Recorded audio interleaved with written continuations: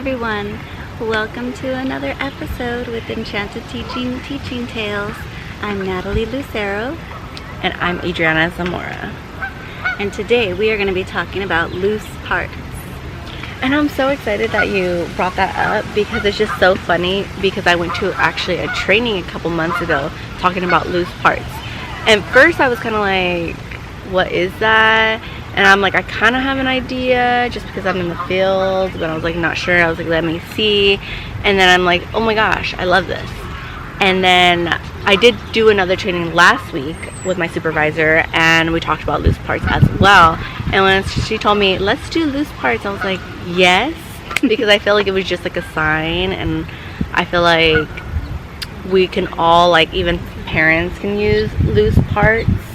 We'll talk more on it, but the best thing is it's using your surroundings and looking at nature, which is one of the reasons why we chose to be in a park today for this particular episode.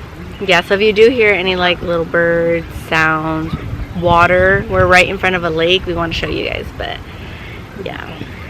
Yes. So we were talking about infants in the last 2 episodes.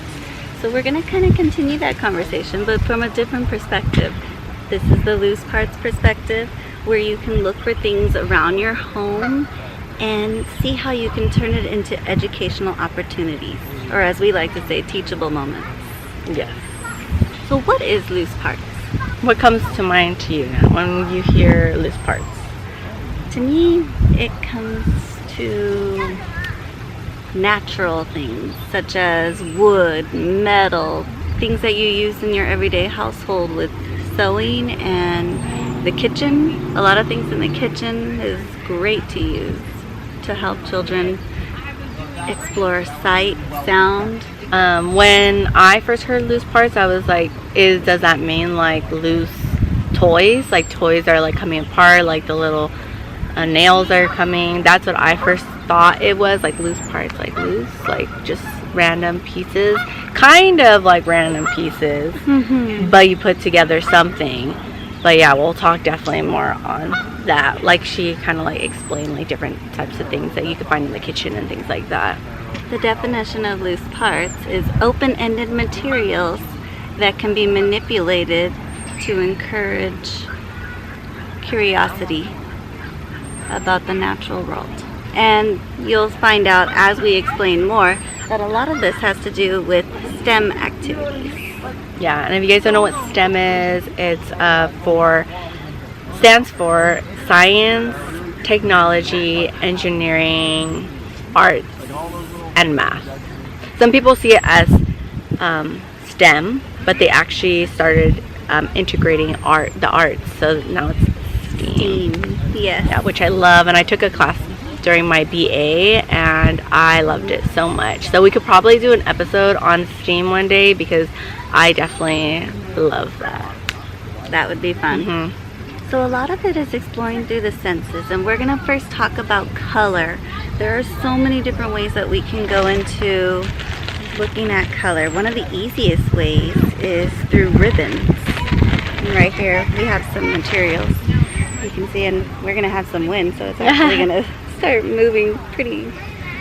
And you can see, even just looking as they flow, an infant would be very interested, or a dog would be very interested in exploring those different colors and seeing the movement.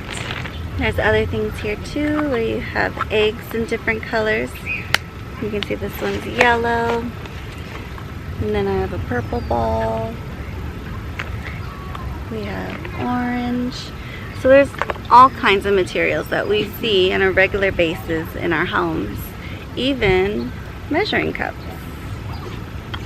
where they have different sizes and different colors. Or things that we all have at home, scrunchies in different colors. Anybody who has long hair like us. Yeah. And then we even have sticks in assorted colors, and honestly this bag is $1. You can get this for $1 at Dollar Tree, so it doesn't really cost a lot. And most of us, like I said, already have these things at home. A lot of us already have ribbons, and we can easily put them together and make one of these streamers. Yeah. instead of spending a lot of money at the stores. And that's something that we want to get at, is something you can use in the classroom or at home with your children. You can find materials at home where you don't have to spend money elsewhere, or less. And really what you're trying to do with these colors is get children to spark their curiosity. See if maybe they'll reach for it, if they're going to track it when it moves from side to side. All of those things are showing interest and engaging in what's in front of them, which is going to help them learn later on. And another one is sound. So there are things that you can set up for sound. And like I said, kitchen appliances work very good. Even if you have any plastic plates, you can just tap them together. Or if you want a slightly different sound, you can get a pair of tongs or wooden spoons. It's softer. And Adriana's going to show one right now. I was thinking about this, the stick. Oh yes, that's more of a smooth sound. Yeah, or like tapping it. Yeah. So simple things, even with the few objects that we have right here in front of us, you can see that there are different types of sounds, and you can talk to the children about, ooh, this one's lighter, this one's louder, that one's smooth, and give it different descriptions. And that's building vocabulary, and they're starting to connect that sounds do vary. And then you could even go with tempo. This one's fast, this one's slow. So yes, even using your hands, sometimes those are the best. Oh yeah. Yes. Pots, pans, wooden spoons are great with this. We also can use cup shakers, or even if you just have these little eggs, you can put something small inside it. Right. Like in here I have some rocks, and you'll be able to, then it makes that shaking sound. There's just some gems in there. I love doing these, making instruments in the classroom with these, you know, putting a little bit of beads or rice or something, and then they can make a sound. Yes. Beans, beads, oh, nuts, if they're not allergic. Yeah. But they will make different sounds. And then of course bells. Bells are amazing, and the children love it because it's more of a high-pitched sound, so it really catches their attention. And you can also put like bells on their like legs, because when the infants are moving and they're probably like, oh, what's that sound, and they're moving their body, they want to hear more, and that helps with their movement as well. Definitely. And then the other one would be texture, and we kind of already talked about that with the ribbons, but you can also use felt. It's a very soft feeling, but then you can have paper, and you can tell that that's more of a rougher feeling to it. And then the ribbon is very smooth on one side, but it's not as smooth on the other side. And that's even a different texture than the stream right here. And even going back to sound, you can hear a pretty cool sound with that one compared to this one, where it's super soft. And you could make a little book with like index cards. You can make a little booklet or just like a flashcard type of thing, and put the different types of material, like she said, like the ribbon, cotton balls, things like that, and you make a little book, and you could have the children fill it, and that kind of helps. Yes. And these are pretty sturdy, so they'll last a while. Yes. Other things you could do is make a squishy book. You can put like liquid in there, and it's sort of like a water bottle where it'll just swish, but you can put different colors. You can put glitter, you can put lotion, you can mix colors if you put water and oil in there, and then shake it up, and it'll transform into whatever colors it mixes into. Like if it's blue and red, then it'll make purple. Yes, and I did want to mention, for our listeners, I will be posting on the Instagram the different types of materials that we are talking about, or you can head over to our YouTube channel to actually see the materials that we're showing you guys. But yes, I did want to mention that, because you probably can't see what we're showing you, but we'll definitely post that on the Instagram. Yes, this is our first that really has a lot of visuals on it. Yes. So we'll also have a PowerPoint that goes with it, and that can be found on our Patreon. And for the majority of our podcasts, we do have PowerPoints that go with it. So if you are maybe not as auditorial and not catching all of it and more visual, then you are welcome to go on there and see the PowerPoints that we create to go with all of our episodes. Yes. And going off for what we're talking about, like textures, a lot of infants are trying to learn how to crawl, sit up on their own and things like that. Sensory material, you could have that in front of them. That will help. Sensory bags, I'll post a picture of that. Sensory bags where they can look at, feel, reach for, and things like that to help building those muscles and wanting to reach for things and starting to crawl. If you have a child, if you work in an infant classroom, you know that that is a struggle for them. They do not want to be on their stomachs. You hear them crying very fast. They only can last a couple seconds maybe, and that is okay. But we want to give them material to maybe help them last a little bit longer, and make it more engaging and fun for them. Yes, and when you set out different materials or rotating the materials, it really helps the children because they see new things and you're creating new stimulation for them to interpret. And it's important at this age because this is when they're going to make the most of their neurological connections in their brain. So you want to expose them to these things. And it's interesting because a lot of families shy away from like wood things or the metals because yeah, they could be heavy, but it's still a really good opportunity for them to explore how they sound, how they look, how they feel. They're really utilizing those senses. Yeah. The next one is creativity, and you can kind of already see it from the other things that we were showing, how all of these can be used in a creative way. Going back to the sticks, and I love craft sticks because there is just endless possibilities. It is as open-ended as it could be. Yeah. You can have them layer on top, or you can have them create different things. There's different ways to lay, and all of a sudden you're going into mathematical concepts where they're figuring out how to balance it. They're figuring out what the colors look like. They're designing, and that's sparking creativity. They have something in their mind that they're putting into reality, and that is a very strong cognitive concept that we want to nurture in infants as well as toddlers. Yeah. So you can make different art with different textures. I don't know if you guys know that, but you can. Some of the things you can do is with water. They can explore with water, which also is something that you can learn so much from, which we'll definitely talk about.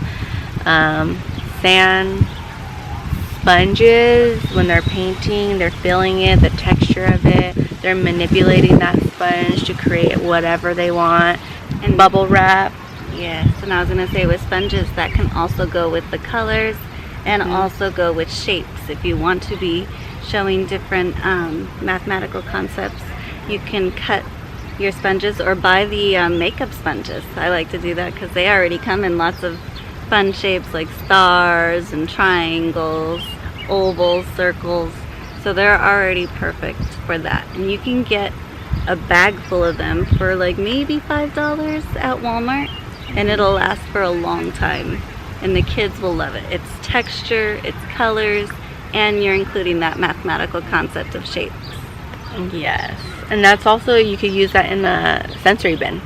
So that goes back to our sensory, is like you put it in water and you put the sponges in there, and they're having fun with the water and with the sponges and feeling those textures.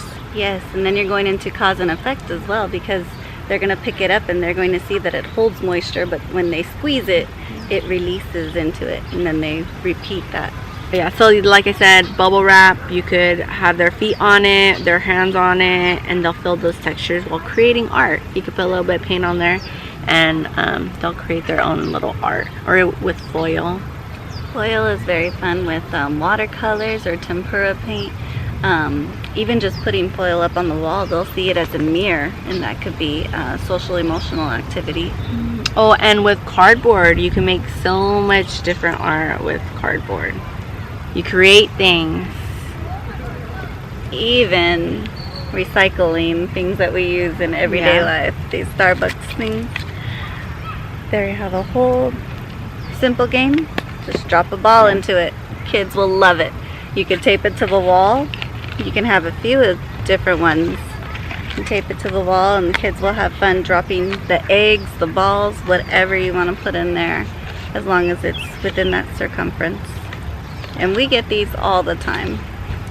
Yeah, and you can even give it to them and they could paint them, and that's really fun. Feathers, yarn, fabric, you can use that to create. Sometimes in the classroom you can give them a feather with paint on it, and then they'll just kind of like explore with it. Yes. And going back to that touch, feathers are very light and it responds to the body easily, so that's really good for them for sensory.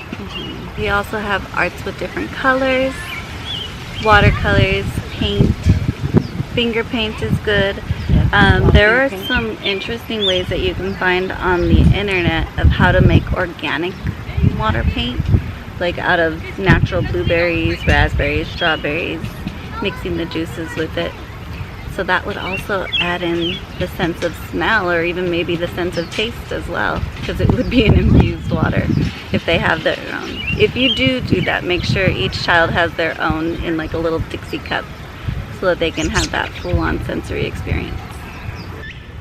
Other ideas for creativity with colors is using different types of creams or scrubs. Again, that would also be the texture. They can feel the grains against their hands and then feel how smooth it makes their hands afterward. Sensory bottles, like we talked about earlier, and tissue paper, wrapping paper, any kind of paper really. Even these streamers work really nice. And then we have different art tools. One of the easiest things, and I know we all have them at the house, is Q-tips and cotton. Yes. It's soft and we don't have to worry about the kids having to hurt themselves. It's something that you can dip into the paint easily and the children can manipulate, which is getting that fine motor skills, and then they can practice those creativity skills as they dip it from one paint to the other and then paint it on whatever surface it is. If it's paper, cardboard, there's lots of different ideas. Or even if it's just on a tray. You could just have them make their own masterpiece on a tray and then wash it off later. Yeah. And you know what I just thought about? Like a plastic fork. You could have them, like one of their little spoons or forks, you might see, you could have them paint with it too. Kind of explore it. Yes. Things like that. Which is something you have at home. And it's something they want to do. How many times have we seen that after a meal, they decide to dip their hands in it and spread it all over? That is their own creative creation. It may give us a headache because it's messy and we have to clean it up, but they're exploring the texture, they're exploring even the smell of their food, and they're looking at how they can move their hands around the surface. They are learning about what is in front of them, and that's the way that they're going to do it. And that's a great opportunity to be like, okay, you want to play? Let's put the food away and let's do an art activity, because it seems like you want to explore different materials. So let's have you do that. So you're not saying no, you're providing those activities for them to do it. Yes, and that's something that we teachers always encourage, is following the children's cues. If they seem to have that interest, let's guide them in the right direction and promote that, whatever physical need they are showing at the moment. You can do paint brushes. There are lots of different types. Some with bigger handles. We would recommend that for the younger children because it's easier for them to grab. Crayons, again, they have thicker crayons. Markers, paint sticks. Paint sticks are just magical. Yeah, I love those. They're not very messy, but it really encourages them to go ahead and use their whole arm movement. They're kind of like a glue stick. Yes. They look exactly like a glue stick. And they come in different colors, and then you just put the cap on it, and then they can switch. It's really easy for them to share, and they last for a long time too. Then we have the dot to dot. That's an easy one too. Again, promoting that fine motor skills. And it's a different, you can't see. Not everybody can see. Only the people that are doing the YouTube can see. But with the dot dot, it's more of an up and down motion, where with the paintbrush or the Q-tip, it's more of a swiping, smooth motion. And we want the children to be able to experience those, because it's building the muscles in their arms and their hands, their wrists, and it's also helping them learn about the space around them as they manipulate different objects in their area. And one of the best ones that I want to talk on is hands, fingers, toes are your tools. And this is something I heard about in my master's program when I was in child life. They always said, you don't have material, you are the material. You are the tool to help create whatever you want to create.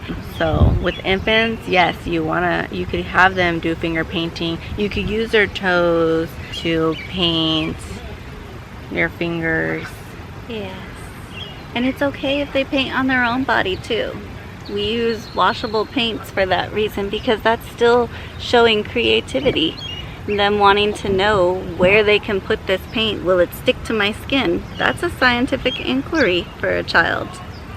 Trying to see what surfaces will be able to paint or not paint. Another category with loose parts is action.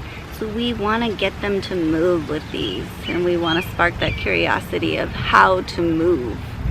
A lot of cause and effect going on with these, and you're also going to see that there's mathematical concepts going back to the STEAM and even engineering in this component. Some manipulatives that you can use to create action are balls, and we do have a ball here. The little plastic ones work fine. And bean bags. Just the small ones will do. They don't have to be that big. And they usually come in like $20 for like a 10 pack, so you can get quite a few of them. Things that you can insert, like we mentioned earlier. You can create it with cardboard or with paper, tape it to the walls. It's very easy to do. You don't even have to have too strong of a tape for it to hold, just as long as it holds. If you're worried about the paint, I do recommend using the blue painter's tape, so that you know you'll protect your walls.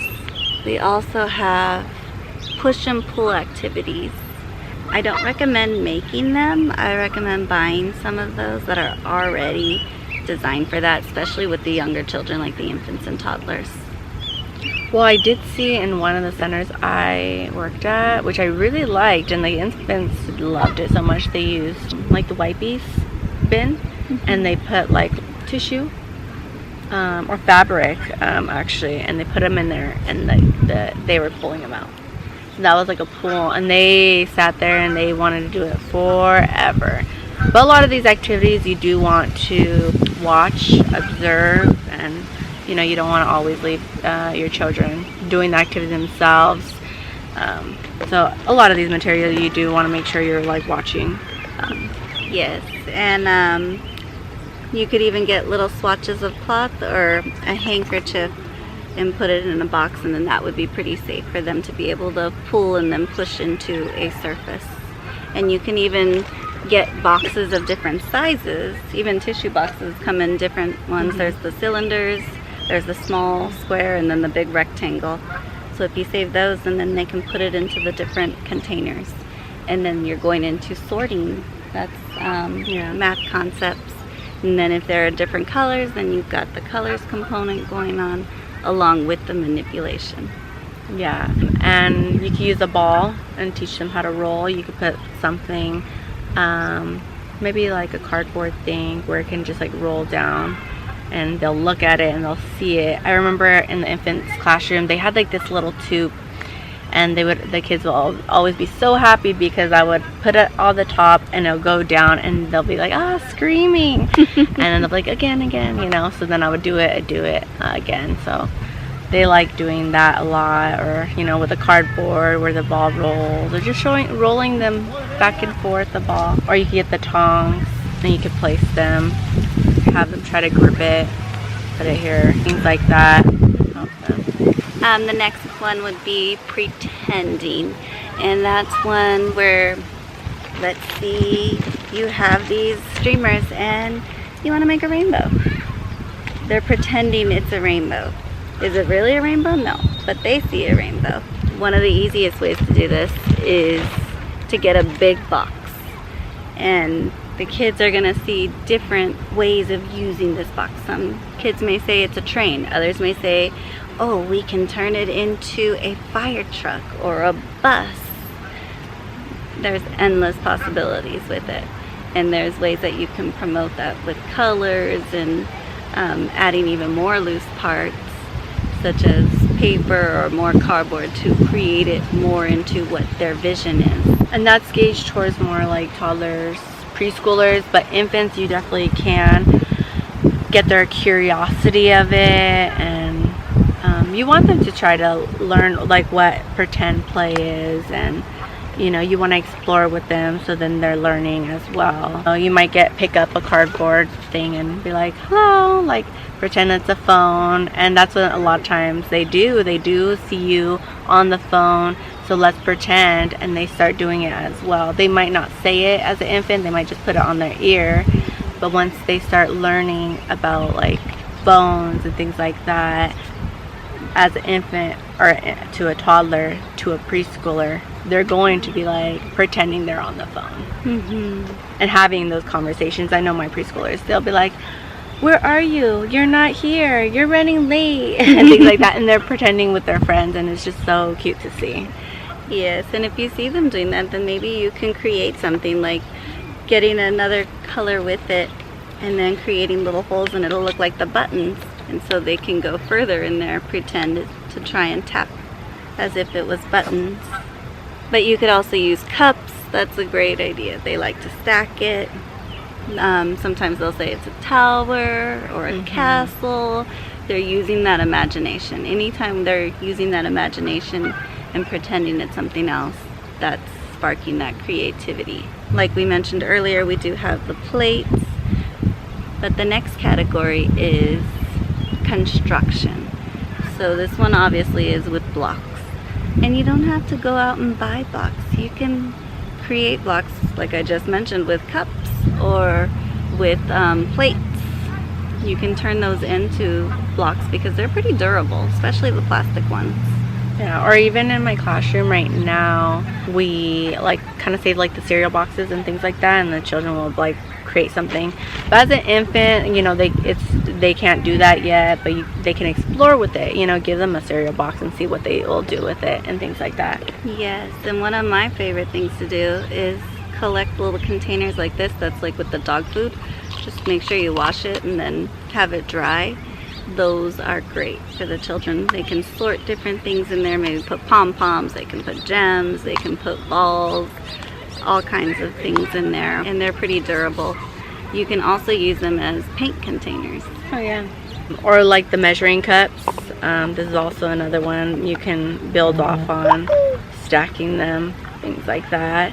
But you could also separate it and have like the pom-poms and have them sort them. And also when they get older, you know, you get the tongs and have them use the tongs to pick up the pom-pom and put them in there and things like that. Yeah. They might grab it with their hands at this moment as infants. They might put it in the color containers. Yeah.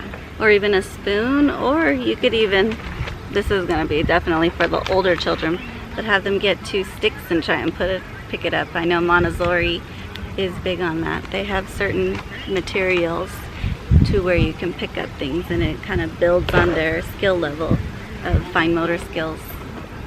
Or also pool noodles. Those are always fun. You cut them up into like little pieces, and they stack them. I know, like, I brought them to like one of the infant schools I went to, and they loved doing it. They were stacking, and when it would fall, they were like, ah! And anytime they're stacking, you can always incorporate math by counting. 1, 2, and then sometimes they try to count with you. 1, 2, 1, 2. Yes, and especially with the younger ones, they may not count with you, but they'll be at least listening to you, and that's where they're learning it. Yeah. Also, you can put numbers on things too, and then as they get older, then it goes in order. And then of course there's Play-Doh. You can make your own Play-Doh with the measuring cups. And please do. I know a lot of people like to have a Play-Doh set for the children, but when you make the Play-Doh, they get to interact with that science behind putting things into the mixture. They get that fine motor and gross motor skill of mixing it, and then they also get to feel the different textures of what goes in, and then the math of being able to measure it out. And for the infants, they're gonna try to put it in their mouths. So when you make it, it's even better, because you could do it with, like, I think we've done it with Jell-O before, like the powders and stuff like that. So you're not making it so, like, the Play-Doh material is like not very good for anybody to eat. So making it is way better. I think, what did you say you? The oatmeal Play-Doh, that one's really nice too, and it has such a great smell to it. Yeah, let us know if you want any the recipes, and we definitely could try to do that for you guys. You know what, we can add it to the PowerPoint. I think that's a good idea. We can put those in. And then they can also make Play-Doh and kind of stack them together, and then they can create something. Definitely not for the infants. They might explore. You could give them Play-Doh, you could give them the sticks and things like that. Maybe for the toddlers or older toddlers. Some more preschool, they're more trying to create something. But you definitely want to have that material for them to explore with. And I would say speak to your director if you're at a child development center, because a lot of the policies and procedures and even the philosophy of the curriculum vary. So sometimes they accept these loose parts and others don't. Yeah. So you want to make sure that what you're choosing is aligned with the school's vision of how to support children's learning. And it may be a little bit hard, but there's definitely something that you can do. There could be some restrictions. Now, if you're at home with your own child, then more than likely you won't be as restricted. Yeah. And we do encourage you to try these because the children will be engaged for a long time. Yes. Another category is locomotion. So this is getting them to move around, and not just in a small way with their hands, but in a large way, gross motor skills. So that would be different ways of promoting balance. Bubble wrap, like we said, is one of them. Rubber mats.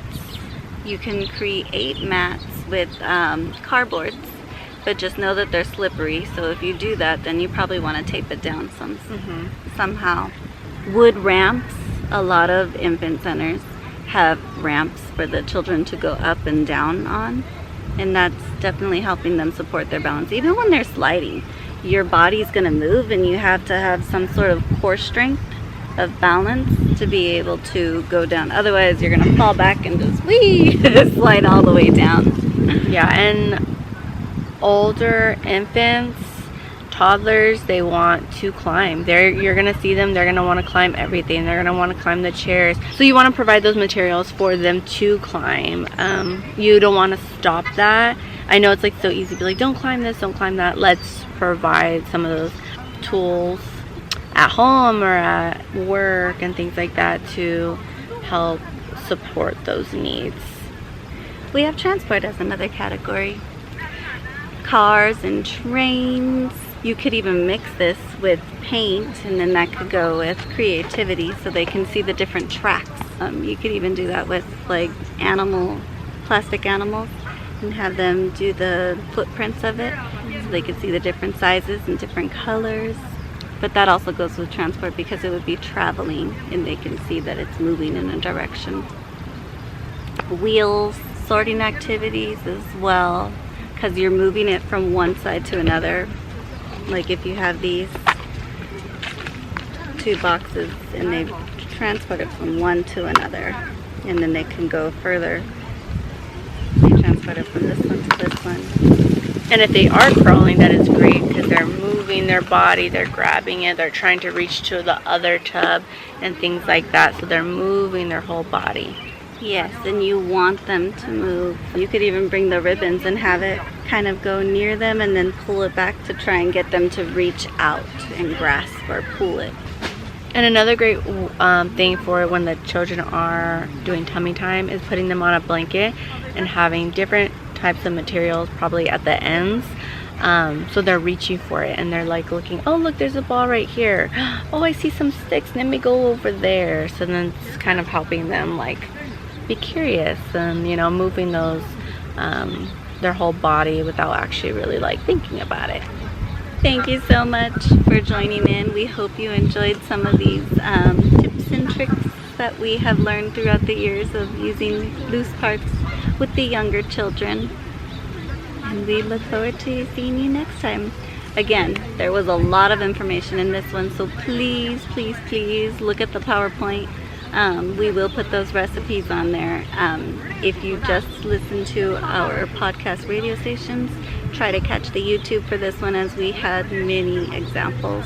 Yes, and catch us and watch us on YouTube, as well as stay tuned with us on Instagram. If you guys have questions or you guys want other ideas, message us on Instagram. I'll get back to you guys as soon as I can. But yes, stay connected with us. We're enchanted to meet you. Bye.